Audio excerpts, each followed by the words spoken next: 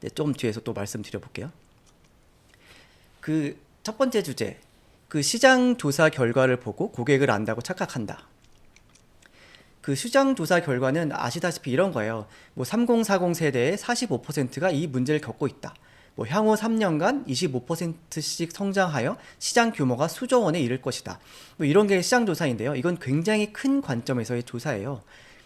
근데 그 45%의 사용자가 구체적으로 어떤 문제를 겪는지, 무엇을 해결하고 싶은지는 알 수가 없어요. 문제의 범위가 너무 커서 이것만 봐서는 어떻게 해결해 줘야 할지 감이 오질 않습니다.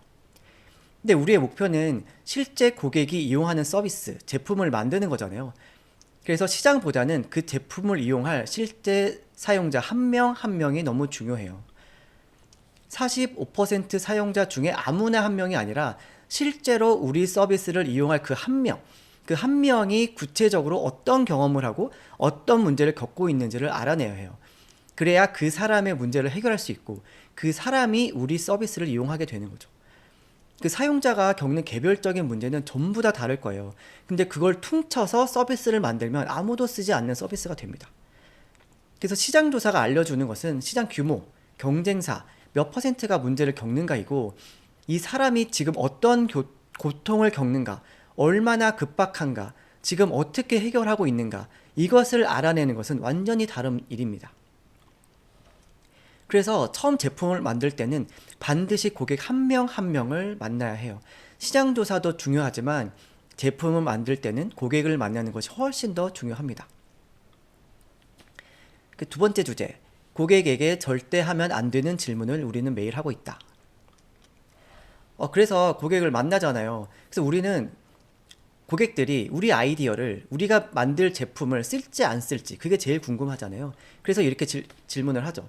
이거 쓸 것 같으세요? 이거 살 것 같으세요? 이렇게 물어보게 됩니다. 이것도 사례가 굉장히 많은데요. 대표적인 사례 중에 그 여성지 마리안느 사례가 있어요. 1989년, 무려 37년 전 사례입니다. 한 잡지사에서 사용자 조사를 했더니 고객들이 건전한 여성지를 원한다는 결론을 얻었어요. 그 당시에는 굉장히 자극적인 소재의 여성지가 대부분이었다고 하더라고요. 근데 실제로 건전한 여성지가 나오면 구매할지 궁금해서 이런 여성지 나오면 구매하시겠어요? 라고 물어봤더니 95%가 구매하겠다고 응답했다는 거예요. 심지어 이 조사를 두 번이나 했대요. 이렇게 두 번 다 이렇게 나오니까 안 만들 수가 없죠. 95%나 산다는데. 그래서 마리안느를 만들었어요. 제품을 만들기 전에 고객 조사도 하고 구매 의향 조사도 한 거예요. 시도는 너무 좋았죠. 근데 막상 출시하고 17호 만에 폐간했는데 재미가 없어서 구매를 하지 않았다고 해요. 95%가 구매한다고 응답을 했는데도 말이에요.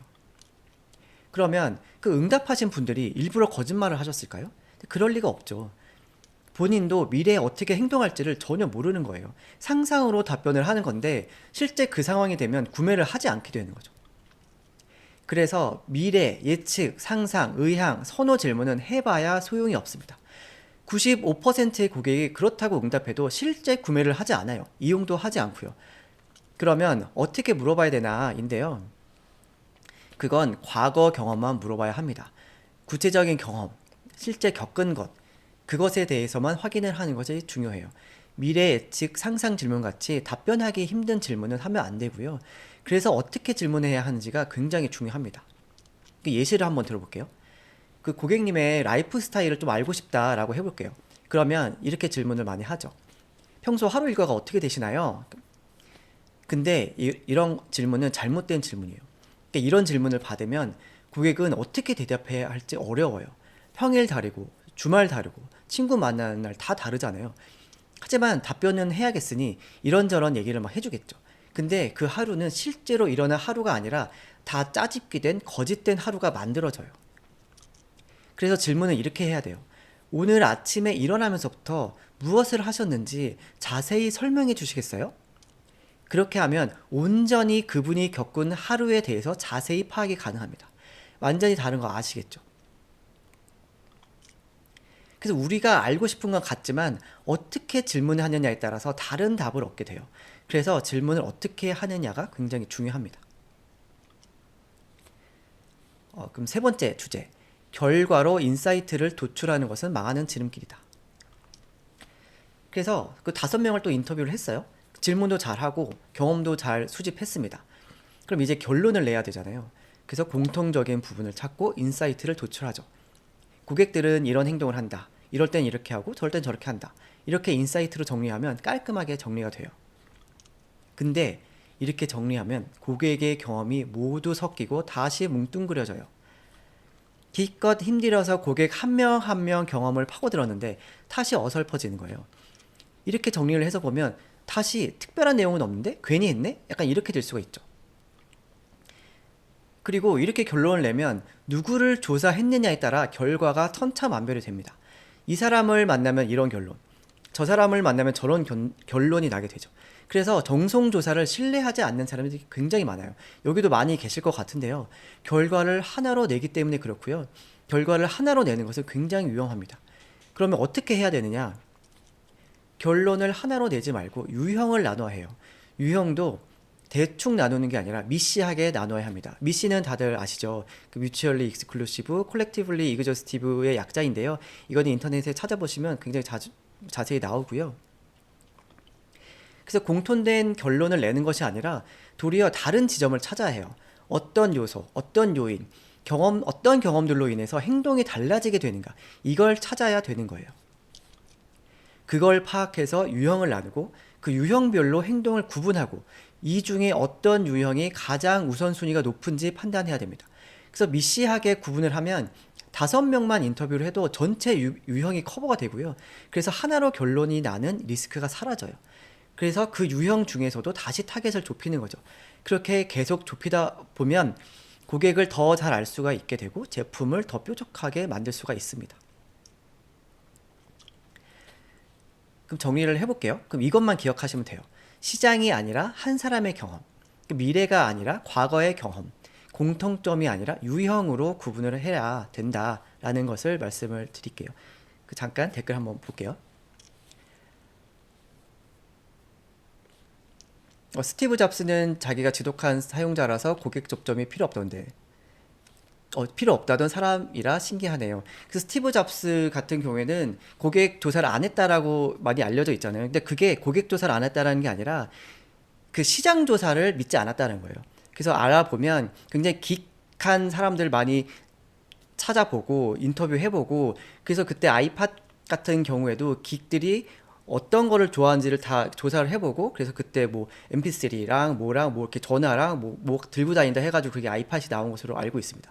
근데 그거를 시장 조사를 하면 절대 나오지 않죠. 이런 한 명 한 명의 고객들이 어떤 행태를 하는지를 알아야 저희가 뾰족한 제품을 만들 수 있는 거예요. 회사에서와 사이드 프로젝트의 실패의 차이는 어떤 부분이라고 생각하시나요? 아까도 좀 말씀드리긴 했지만 사이드 프로젝트를 할 때는 저도 회사 다니면서 사이드 프로젝트를 한 거거든요. 그러면 진짜 경험이 있으신 분들도 많이 계시잖아요. 진짜 재밌어요. 뭐 몰입하고 내 거 하니까 재밌고 하잖아요. 그러니까 더 그냥 막 몰입해서 하게 되는 거예요. 같아요. 그러니까 이걸 진짜 잘하려면 뭐 고객도 만나고 이걸 정말 냉철하게 검증도 해야 되고 하는데 그 회사에서는 그렇게 하잖아요. 누가 하라고 시키기도 하고 이것도 봤어 저것도 봤어 이렇게 검증을 시키는데 사이드 프로젝트는 그냥 나 혼자 몰입해서 그냥 거기 빠져들고 나니까 주변을 못 보고 검증을 못 하고 고객도 안 만나고 그래서 실패를 많이 하는 것 같습니다. 네, 올인원이라고 많은 말을 사용하는 서비스 잘 사용하지 않는 거. 맞아요. 그래서 그렇게 만들어 놓으면 아무도 사용하지 않게 되죠. 소수의 고객이라도 직접 만나는 게 중요하다면 어떤 고객을 만나야 유용한 의견을 들을 수 있을까요? 소수의 의견은 다수를 대변할 수 없기에 기준이 있을지 궁금합니다. 제가 방금 그 말씀드린 그 유형을 만나야 된다라고 한 것에 좀 답이 있을 것 같고요. 그래서 이게 아이디어마다 그 타겟이 다르기 때문에 그 타겟을 쪼개고서 사람을 만나고 그 사람들을 만나면 다시 또 쪼개서 만나고 그걸 계속 반복하게 되는 겁니다. 그걸 이제 프로그램에서 하게 될 거고요. 그리고 최소 몇 명 정도 인터뷰를 해야 할까요? 수치로 표현하기는 어렵겠지만 궁금합니다. 그러니까 인터뷰는 방금도 말씀드렸다시피 유형을 나누는 게 되게 중요하거든요. 그래서 유형을 나누려면 그래서 한 10명 정도는 만나면 이런 사람 저런 사람 되게 다양하게 이제 만날 수가 있고요. 그래서 그거를 가지고 유형을 구분합니다.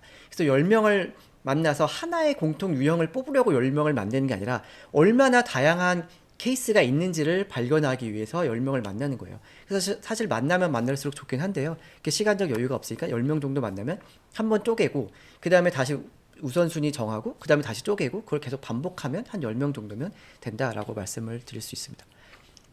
전문직은 어쩌나요? 이거 어떤 질문이시죠? 네, 요거는 나중에 다시 한번 여쭤볼게요. 보통 서비스를 시작하려고 할 때 고객은 어디서 만나나요? 그러니까 이게 서비스마다 되게 달라요. 그래서 그 서비스를 이용할 것으로 예상되는 지점에서 고객을 섭외를 하게 되는데 이것도 아이디어마다 다르니까 그것도 나중에 한번 말씀을 드려보도록 하겠습니다. 네, 뭉뚱그리면 정말 아무것도 아닌 것이 되더라고요. 그래서 미시하게 유형을 나누는 접근. 그래서 5명 하면요, 진짜 미시하게 이렇게 구분을 하면 5명이 포함되지 않는 영역까지 알 수 있게 되는 거예요. 무슨 말씀인지 아시겠죠? 그래서 5명만 해서 니들이 5명만 했는데 그걸 어떻게 알아? 그게 아니라 미시하게 나눠서 근데 요번에 결과에선 요 부분은 없었습니다 라고 이제 답을 할 수 있는 이제 자신감이 생기는 거고요. 미시하게 유형을 나눈 다음 5명을 조사하고 타겟을 좁히고 해당 유형의 고객을 더 만나서 다시 인사이트를 만들어. 맞습니다. 그래서 유형별로 인사이트를 만들어내는 거예요. 유형별로. 그래서 하나로 만들면 이 유형이 다 섞이니까 안 되고 유형을 쪼개서 그 쪼갠 유형의 인사이트를 만든다 라고 이해해 주시면 됩니다. AI로도 인터뷰를 시도해 본 적이 있으신가요? 있죠. 당연히 있습니다. AI는 근데 방금 제가 과거의 경험을 질문을 드려야 된다고 말씀드렸잖아요. 근데 AI는 경험이 없어요. 모든 사람의 경험을 뭉뚱그린 게 AI입니다. 그래서 AI한테 물어보면 그냥 뭉뚱그린 그 얘기들만 나와요. 그걸 물어보셨는지 모르겠는데 그 질문도 AI가 할 수 있는데요. AI는 팔로업 질문이 너무 안 돼가지고 저도 시도해봤는데 하지 않고 있습니다. AI로 페르소나 설정해서 인터뷰 결과 나오게 하는 거. 이거 실질성이 많이 떨어지죠. 당연히 떨어집니다. 그래서 AI로 퍼소나 설정하려면 결국에는 저도 해봤거든요. 고객을 만난 데이터를 가지고 퍼소나를 만들어야 돼요. 그래서 결국에 고객을 만나야 돼요. 그거를 AI로 더 잘 쓰게 하는 거지 AI로 아예 처음부터 퍼소나를 만들 수는 없습니다. 네, 고객을 유형별로 나누는 것의 예시도 알 수 있을까요? 네, 요건 좀 길어질 것 같아서 요거는 그 뒤에 좀 더 하고 Q&A 시간에 좀 더 말씀을 드려볼게요.